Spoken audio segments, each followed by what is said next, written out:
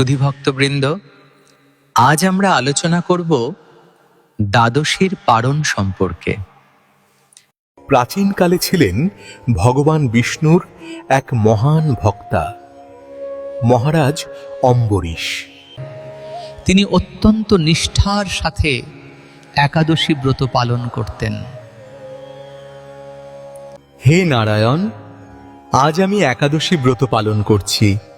আপনার কৃপা যেন সর্বদা আমার উপর থাকে। পরের দিন দ্বাদশীর সকালে রাজা পারণের জন্য প্রস্তুত হলেন।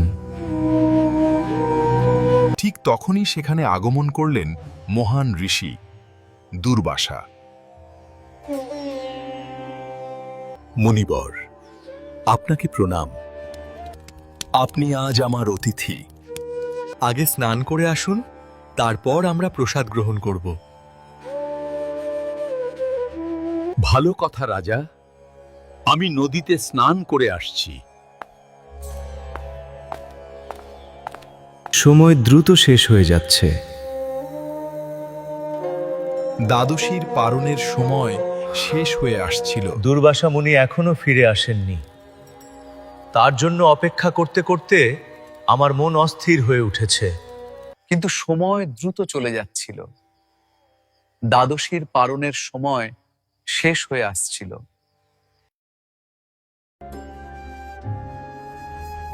অথচ দুর্বাসা ঋষি এখনো ফিরলেন না। আমি কি করব? পারণ না করলে ব্রত ভঙ্গ হবে। আর অতিথির আগে খেলে তা হবে অসম্মান।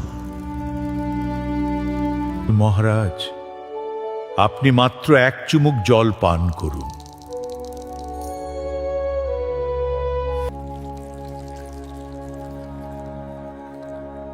দুর্বাসা ঋষি ফিরে এসে বুঝতে পারলেন রাজা আগে জল পান করেছেন। রাজা, তুমি আমার আগে জল পান করলে? এটা আমার অপমান। ক্রোধে দুর্বাসা ঋষি একটি ভয়ঙ্কর রাক্ষস সৃষ্টি করলেন। কিন্তু তখনই ভগবান বিষ্ণুর সুদর্শন চক্র এসে সেই রাক্ষসকে ধ্বংস করল। এরপর সেই চক্র দুর্বাসা ঋষির দিকে ধেয়ে গেল। ভয়ে দুর্বাসা ঋষি 3 লোক ব্রহ্মা, শিব, এমনকি ভগবান বিষ্ণুর কাছেও গেলেন। হে দুর্বাসা, আমি আমার ভক্তের কাছে বাধ্য। তুমি অম্বরীশের কাছে ক্ষমা চাও। অবশেষে দুর্বাসা ঋষি ফিরে এসে অম্বরীশ মহারাজের কাছে ক্ষমা চাইলেন। মহারাজ, আমাকে ক্ষমা করুন। মহারাজ তখন ভগবানের কাছে প্রার্থনা করলে সুদর্শন চক্র শান্ত হয়। তারপর তিনি দুর্বাসা ঋষিকে প্রসাদ খাইয়ে নিজে পারণ করলেন।